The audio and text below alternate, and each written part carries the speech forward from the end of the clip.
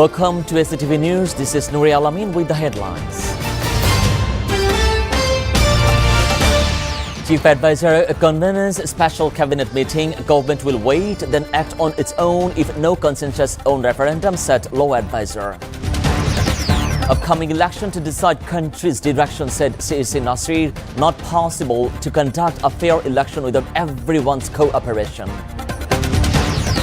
Jamaat and 7 other like-minded parties to hold mass rally on Thursday. Parties urged Dr. Yunus to mediate dialogue on July 3rd referendum dispute. Now in details. Law advisor Asif Nazrul today said the government will wait for political parties to reach a consensus on the proposed referendum and national charter, but it will not hesitate to act on its own if the talks fail to produce a result.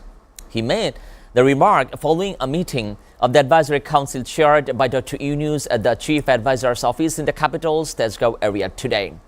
Responding to a question from reporters on whether the government has softened its position on the issue after differences emerged among political parties, Asif Nazrul said there was no change in principle.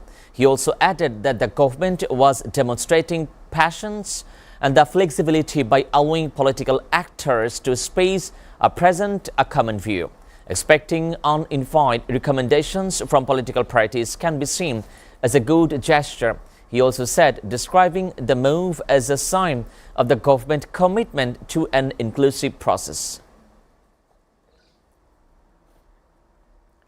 Bangladesh is now at a critical juncture and the country's future direction will depend on the upcoming national elections, said Chief Election Commissioner A.M.M. Nasiruddin. He also made the remark today while addressing a program for Ansar and Village Defense Party, the polling center security drills and training of Ansar member ahead of the election. The CEC stated, the direction in which we go as a nation and as a country and how we proceed all depend on the upcoming election. Addressing the Ansar member present, the CEC said, besides being member of a force, they are also citizens of the country. Stating that he has taken to work as a challenge, the CEC said, he has taken that as a mission. He also said that without everyone's cooperation, it's not possible to conduct a fair election. The CEC further urged everyone to be vigilant against the malicious individual potentially causing incident by the election of misusing artificial intelligence and said measures will be taken to stop the misuse of social media. Everyone should verify and be alert, he also added. 8 like-minded political parties including Bangladesh, Jamaat Islami and Bangladesh Khilafat Majlis have announced a new program to press 5 demands, including issues in order to implement the July National Charter. As part of the first program, a mass rally will be held on Thursday at 11 a.m. from the capital's Bolton to submit a memorandum of the Chief Advisor. If the demands are not met by them, a grand rally will be held on the capital on 11 November. The announcement was made on Monday at 1 p.m. after an emergency meeting of the 8 parties at the central office of Bangladesh Khilafat Majlis in Purana Palcham. Khilafat Majlis Amir Maulana Mamunul Haq said, we have added 3 new demands to the earlier 5, and these are ensuring the order to implement the July Charter, holding a separate referendum before the national election to implement it, and keeping the amended representation of people's order without any changes. Meanwhile, Jamaat Islami Naibi Amir Syed Abdullah Muhammad Tahir said one of the allied party was opposing the consensus reached on earlier.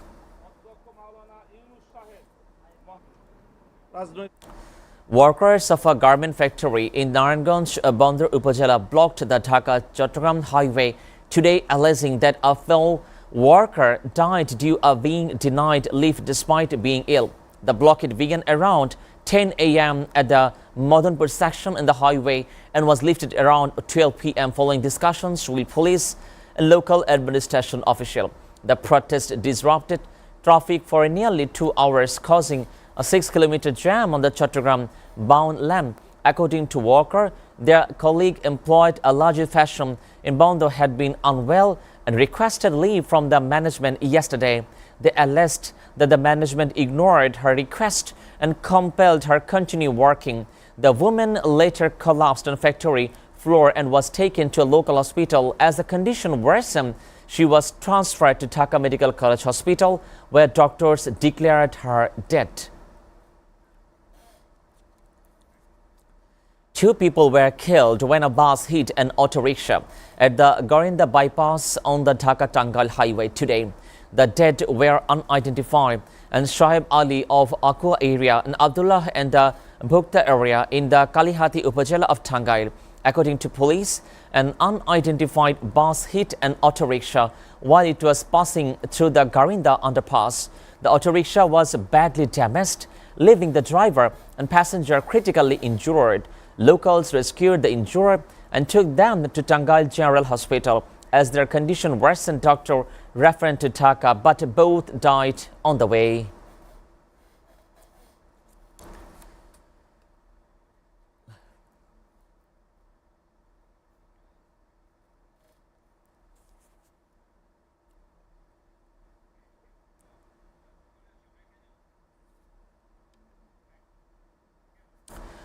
Viewers, we're taking a short break. Stay with us.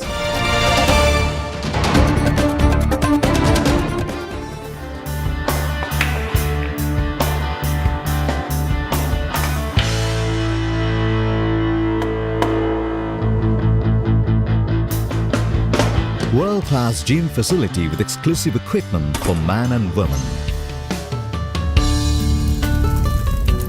A restaurant of delicious local and international cuisine.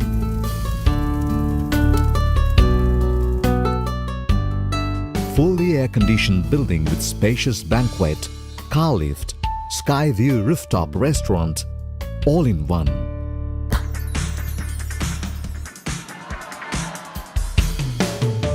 Grand Club Limited, Mirpur 10, Dhaka. কি এমন জিনিস যেটা সব লোকে খায়? ছোটরা খেলে পরে কেঁদে মায়ের কাছে যায়, বৃদ্ধ লোক খেলে পরে মাথায় দেয় হাত, যুবক যুবতীরা খেলে পরে এদিক ওদিক তাকায়। ছেড়ে দে শয়তান, ছেড়ে দে, দেহ পেলে আমার মন পাবি না, ছেড়ে দে। কোন ফলের বীজ নেই বলো দেখি দাদা, বলতে না পারলে হবে তুমি গাধা। মন্দিরা চক্রবর্তী কার সাথে প্রেম করছে? আমি এখন মা হতে চলেছে।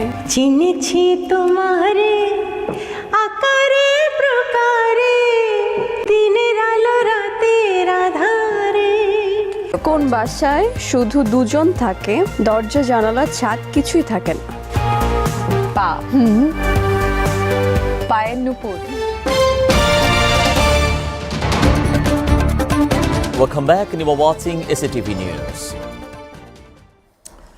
A madrasa teacher was shot to death and 3 others were injured when unidentified assailant opened the fire and hurled bombs targeting a Bangladesh Nationalist Party office in Kola on Sunday night. The deceased was identified as Imdadul Haq, a teacher of the Botitola Nurani Hafiza Madrasa and a former teacher of Yusuf School. Officer in charge of the Kanjahan Ali police station, Zaman, said that attack took place at about 10 p.m.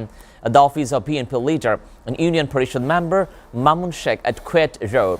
He also said the teacher, along with others, had gone to the office to seek the donation for a religious gathering when armed men on the motorcycle attacked them, leaving 4 people injured with bullets. The victims were taken to Kola Medical College Hospital, where a physician declared Imdadul dead. Kaji Mizanur Rahman, president of the Khan Shahjan Ali Thana unit of PNP, said the gunmen had targeted organizing secretary Mamun Sheikh, who is currently undergoing treatment at KMCH. Now news from abroad. At least 20 people have been died after an earthquake struck northern Afghanistan, local authorities say, with the toll expected to rise and rescue effort to continue. The earthquake struck near the Mazar-e-Sharif, one of the country's largest city, that is home to about 5 lakh people at around 1 p.m. local time on Monday. It had a magnitude of 6.3 and a depth of 28 kilometers according to U.S. Geological Survey, and was marked at the orange alert level, which indicates The significant casualties are unlikely and more than 530 people have been injured, according to Taliban government health ministry. Provincial official earlier said the casualties were likely to rise as rescue efforts to continue.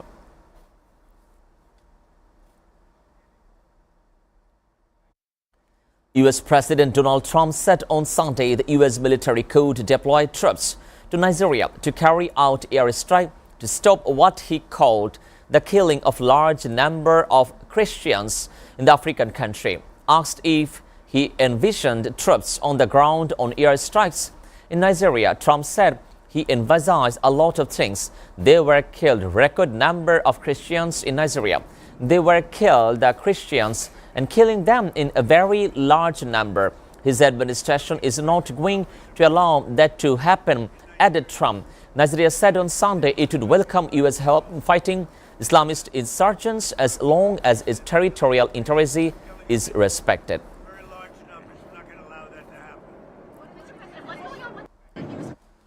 Nigeria said on Sunday it would welcome U.S. help in fighting Islamist insurgents as long as its territorial integrity is respected, responding to a question of threats of military action by President Donald Trump. And over what he said was ill treatment of Christians in the West African country. We welcome U.S. assistance as long as recognized our territorial integrity, Daniel Vaula, an advisor to Nigerian President Bola Tinubu, told Reuters that Vaula sought to play down tensions between the two states despite Trump calling Nigeria a disgraced country. We don't take it literally because we know Donald Trump thinks well of Nigeria, the Vaula said. Nigeria, a country of more than 200 million people and around 20 ethnic groups, is divided between largely Muslim north and mostly Christian south. Smoke was seen rising over various parts of southern Lebanon on Sunday as Israel warned that it would act as necessary if Lebanon didn't stop Hezbollah from rearming itself. Israeli Prime Minister Benjamin Netanyahu told a cabinet meeting on Sunday that Hezbollah was seeking to rearm, that Israel would exercise its right to self-defense under last year's ceasefire accord if Lebanon failed to stop it. The Israeli military said in a statement on Sunday that it had killed 4 Hezbollah members under the ceasefire accord broken in November 2024 between Lebanon and Israel after more than a year of conflict.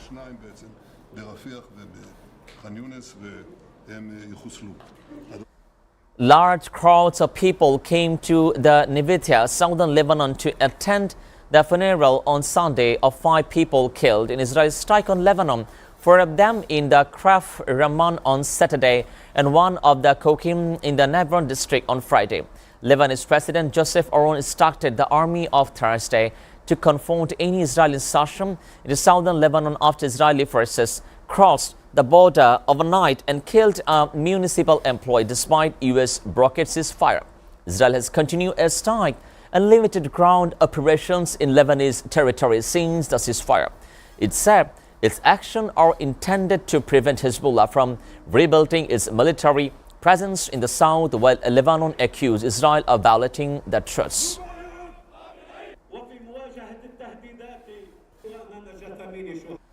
Tehran will rebuild its nuclear facility with greater strength, Iran's president, the Masoud Prince, told state media on Sunday, adding that the country doesn't seek a nuclear weapon. The pedestrian made his comment during a visit to country's atomic energy organization, during which he met with senior manager from Iran nuclear industry. Destroying a building and factory will not create a problem for us. We will rebuild and with greater strength. The Iranian president allowed to media in June the U.S. launched a strike in the Iranian nuclear facility that Washington said were part of a program geared towards developing nuclear weapons.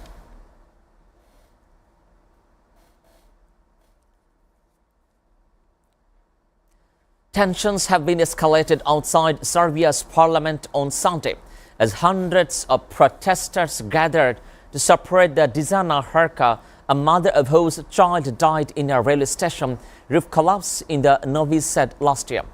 The Herka began on hunger strike earlier in the day, sitting on the chair near the mantle fence blocking the street leading to the parliament building. Police prevented her from approaching the area outside the parliament occupied by pro-government supporters since March. By evincing protester handled failure towards the tent area, prompting riot police to intervene as unrest spread through the nearby street. Police from condemned the separate opposing group while protesters sounded as official. Month of protest across Serbia, stoked by anger over the failure. So far, the policies responsible to roof collapse have rattled President Alexander Vučić long grip on power and raised call on early elections.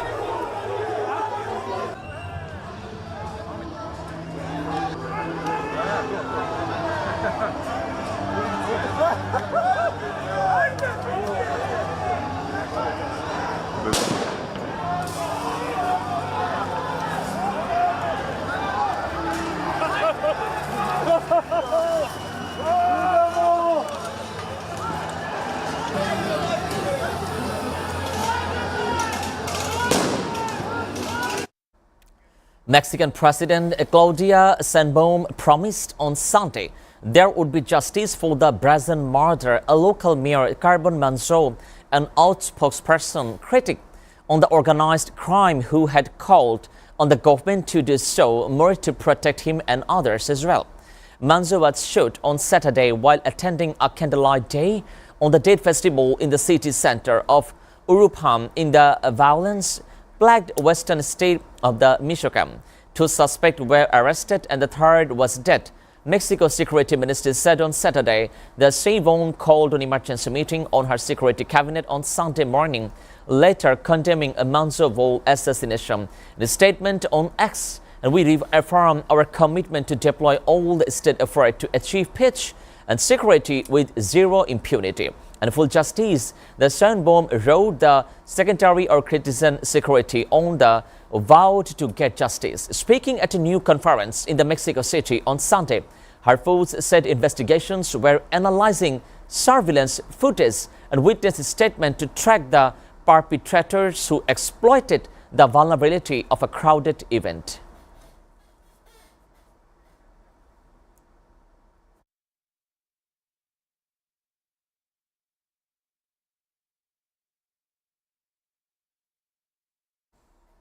Before ending, we go through the SATV News headlines again. Chief Advisor convenes special cabinet meeting. Government will wait, then act on its own if no consensus on referendum, said law advisor. Upcoming election to decide country's direction, said CEC Nasir. Not possible to conduct a fair election without everyone's cooperation. Jamaat and 7 other like-minded parties to hold mass rally on Thursday. Parties asked Dr. Yunus to mediate dialogue on July 3rd referendum dispute. You are up to date with our top stories so far here on SATV, and to know the latest news, visit www.satv.tv. Stay with SATV.